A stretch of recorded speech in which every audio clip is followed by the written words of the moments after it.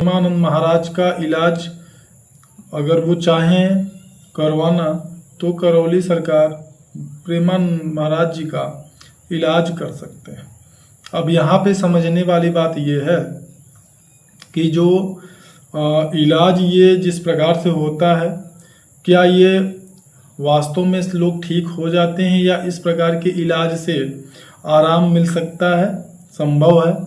तो यहाँ पे सबसे पहले हमको जो समझना होगा वो ये है कि जो भी ये सूक्ष्म रूप से जो सूक्ष्म ऊर्जा है, यह सूक्ष्म ऊर्जा के द्वारा ही, सूक्ष्म एनर्जी के द्वारा ही, या कह सकते हैं सूक्ष्म जगत की जो शक्तियाँ होती हैं उनके द्वारा ही इस प्रकार की जो चमत्कार हैं वो दिखाए जाते हैं।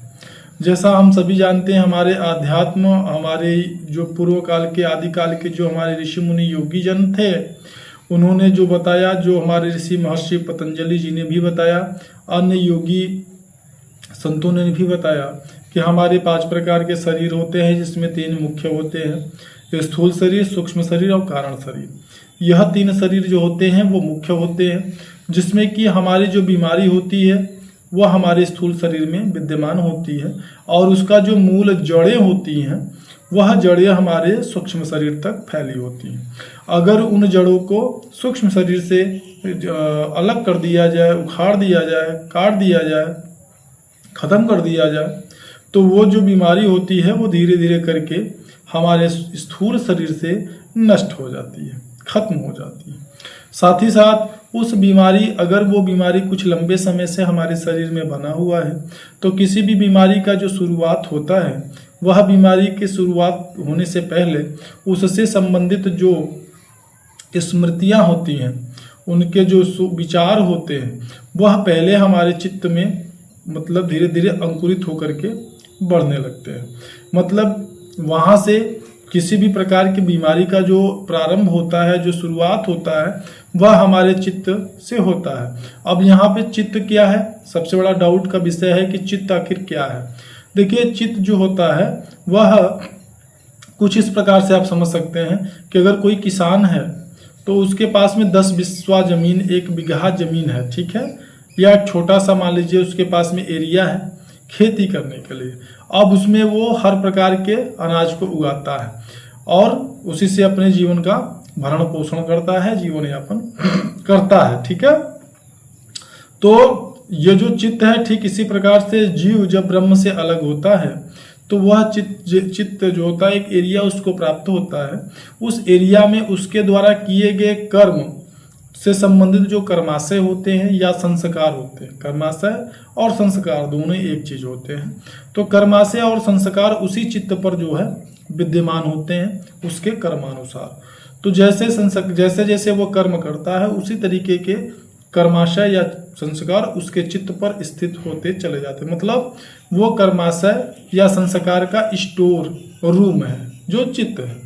तो किसी भी प्रकार की जब बीमारी शुरू होती है तो उससे संबंधित जो संस्कार होते हैं, वह संस्कार हमारे वर्तमान जन्म के भी हो सकते हैं, यानी क्रियमाण कर्म के भी हो सकते हैं और प्रारब्ध कर्म के भी हो सकते हैं। उनको ये नहीं कहा जा सकता है कि आप वर्तमान बहुत अच्छा काम कर रहे हैं तो आपको कोई दिक्कत नहीं हो सकती है, बिल्कुल हो सकती है। वो आपके चित्त पर स्थित जो कर्माशय है वो जैसे जैसे बाहर निकलते हैं, उस प्रकार से आपके जीवन की जो परिस्थितियां हैं वो प्रभावित होती है। तो जब किसी बीमारी से संबंधित कर्माशय जब आपके चित्त की ऊपरी सतह पे आते हैं, भोग स्थान पर आते हैं, यानी चित्त पर एक निश्चित स्थान होता है जो कि होता है भोग स्थान। भोगने का जो भी कर्माशय आपको भोगने हैं आने वाले समय में, उससे संबंधित कर्माशय जो चित्त के भोगने का जो स्थान है वहां पे वो अपने आप प्रकृति की व्यवस्था अंतर्गत आ जाते हैं। तो फिर उस प्रकार की बीमारी, उस प्रकार की समस्या आपके सूक्ष्म शरीर से प्रारंभ होती है और फिर उसके लक्षण आपके स्थूल शरीर में दिखने लगते हैं। इस प्रकार से आपको किसी प्रकार की जो मतलब आप मूलतः अगर देखें तो कोई भी जो घटना होती है वो सर्वप्रथम सूक्ष्म रूप से घटती है, फिर उसके बाद स्थूल रूप से घटना शुरू होती है। सूक्ष्म शरीर से थोड़ा जल्दी घट जाती है और स्थूल शरीर से उसको घटने में थोड़ा समय लगता है, क्योंकि वो भोगता है। जितना उसको समय भोगना होता है उस बीमारी को, उस दुख को, उस तकलीफ को, उतने समय या उस सुख को वो उतने समय तक भोगता है, तो उसमें थोड़ा समय ज़्यादा लगता है। तो यहाँ पे जो सूक्ष्म शक्तियाँ होती हैं, सूक्ष्म जगत की जो शक्तियाँ होती हैं, दिव्य शक्तियाँ होती हैं, वो कुछ ऐसी शक्तियाँ होती हैं जो काफ़ी बलिष्ठ होती हैं। तामसिक शक्तियाँ भी होती हैं, सात्विक शक्तियाँ भी होती हैं, राजसिक शक्तियाँ भी होती हैं। तामसिक शक्तियों से यहाँ पे मेरा तात्पर्य है कुछ छोटे स्तर की शक्तियाँ जो जैसे प्रेत हो गए, जिंद हो गए, ब्रह्म राक्षस हो गए, बैताल, भूत, प्रेत, ब्रह्म राक्षस। तो ये क्या है, इनको आप कह सकते हैं कि एक प्रमुख शुरुआती शक्तियाँ। डाकनी हो गई, ठीक है। और भी बड़े जो उनसे भी बड़े जो शक्तियाँ होती हैं, कुछ ऐसी भी शक्तियाँ होती हैं जो कि मतलब स्वर्ग लोक के एक निश्चित स्थान पर वो लगातार अपना हवन, आवाहन, मंत्र जाप और पूजन ये सब करती रहती हैं। वो शक्तियाँ जो होती हैं उनको वो किसी के बस में होती नहीं है। पर ये सारी जो शक्तियाँ होती हैं इनको सिद्ध भी किया जा सकता है और ये किसी के वश में भी हो सकती हैं और किसी को अपने वश में कर भी सकती हैं। इनको पूजने वाला, इनको वश में करने वाला, इनसे काम लेने वाला मरने के बाद इन्हें प्राप्त होता है। दिव्य शक्तियों को पूजने वाला, दिव्य शक्तियों के सहारे चलने वाला, दिव्य शक्तियों का कह सकते हैं कि अनुसरण करने वाला मरणोपरांत उन्हें प्राप्त होता है।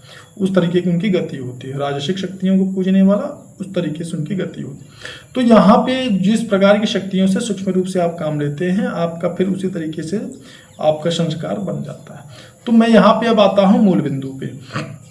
तो जब जिस प्रकार के संस्कार आपके चित्त पे आते हैं भोग स्थान पे, फिर उस तरीके के आपको दुख, उस तरीके के तकलीफ, उस तरीके की बीमारी, उस तरीके के सुख, उस तरीके के धन वैभव आपको प्राप्त होते हैं। तो यहाँ पे जो जहाँ तक की यहाँ पे बात है प्रेमानंद महाराज की, प्रेमानंद महाराज ने वर्तमान जीवन में किसी प्रकार का कोई ऐसा काम किया नहीं जिससे कि इस प्रकार की उनको बीमारी लगे।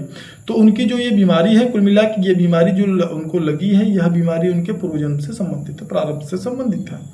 क्योंकि अगर वर्तमान में आपने कोई बुरा कर्म किया नहीं, फिर भी अगर किसी कठोर जो है बीमारी मतलब कह सकते हैं लाइलाज बीमारी को झेल रहे हैं, तो वह आपके पूर्व के प्रारब्ध के कर्म के अनुसार होता है जो आपके भोग स्थान पर आया और आप उसको भोग रहे हैं।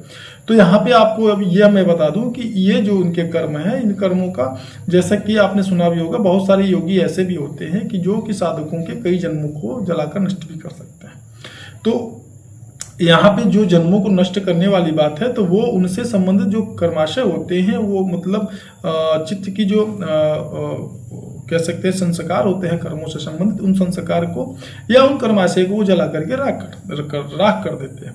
ठीक उसी प्रकार से जब किसी प्रकार की लाइलाज जो बीमारी होती है, उससे संबंधित जो कर्माशय होते हैं, ये बुरी जो शक्तियाँ होती हैं, तामसिक शक्तियाँ होती हैं, चूंकि दिव्य शक्तियाँ जो होती हैं वो आपके प्रकृति के विधान में हस्तक्षेप कम करती हैं। पर ये जो तामसिक और बलिष्ठ शक्तियाँ होती हैं, तामसिक शक्तियाँ भी काफ़ी बलिष्ठ शक्तियाँ होती हैं, तो ये जो होते हैं ये प्रकृति के विधान में बहुत ही मतलब धड़ल्ले से, बिना किसी तकलीफ, बिना किसी डर के उसमें हस्तक्षेप करती हैं और फिर वो जो है उससे संबंधित जो कर्माशय होते हैं उनको नष्ट कर देते हैं। अगर हल्का फुल्का कोई बीमारी होती है तो फिर तो वो तुरंत ही उसको ख़त्म कर देते हैं, और अगर कोई गहरा बीमारी होती है तो धीरे धीरे करके उसको ख़त्म करते हैं। पर जो जैसे कि लाइलाज बीमारियाँ हैं, वो बीमारियाँ जब पूर्ण रूप से आपके स्थूल शरीर में घर कर जाती हैं, तो फिर ऐसी बीमारियों को नष्ट करना लगभग असंभव सा हो जाता है। तो यहाँ पे निश्चित रूप से अगर करौली सरकार जो है आपके शरीर का या फिर किसी भी बीमारी का यूज़ करते हैं, तो फिर इसी प्रकार के जैसा कि मैंने आपको बताया तकनीकी बारीकियों के अनुसार उसका इलाज करते हैं और फिर वो ठीक भी हो जाता है।